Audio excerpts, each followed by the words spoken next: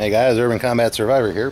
What you see in front of you is some vinegar, a water bottle that is about half full right up to the line here, and some baking soda that I put in an old spice jar to sprinkle on stuff when I need it.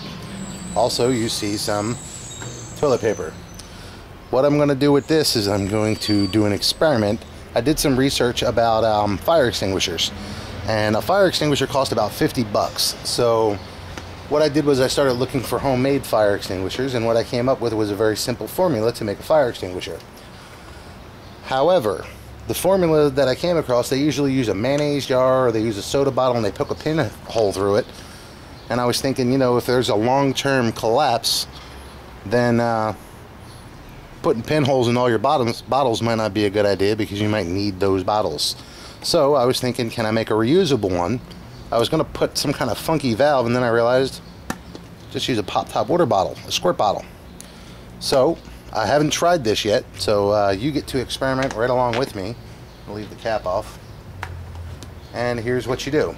You put about half vinegar and half water into a bottle. This is an old stinky bottle of vinegar. It's been sitting down in the basement, but it smells still like vinegar, so it should be potent. So I already put the water in. It's filled up right about to the bottom of the line there. My plan is to fill it right to about the top of the label there.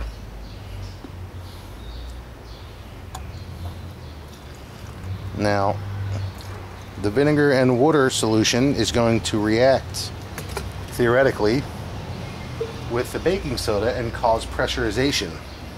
That pressurization will squirt it out when I open the bottle there.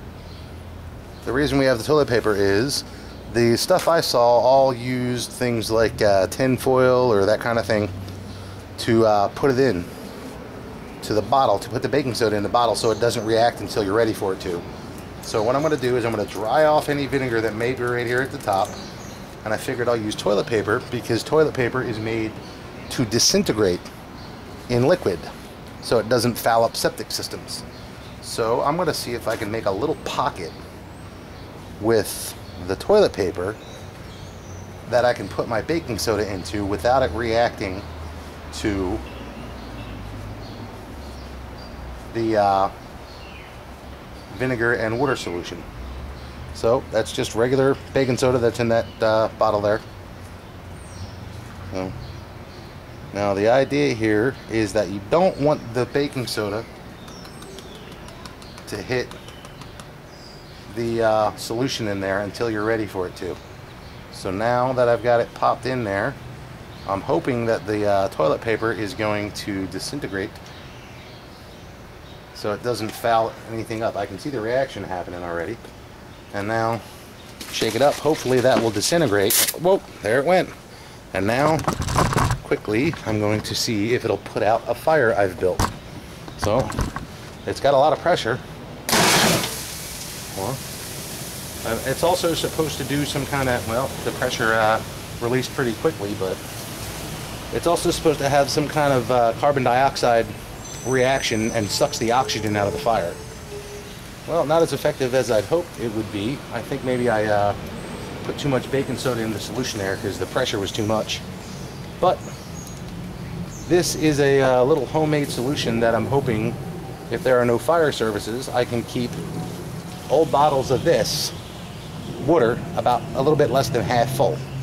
I'm going to experiment some with the proportions that I put in there and see if that does it. But as you can see, it effectively put out a fire. It was mostly coals by the time I got to it there, but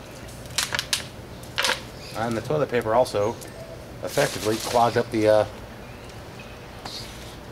squirt there. So, but reusable, I guess. Toilet paper, yeah, there's a big gob of it there.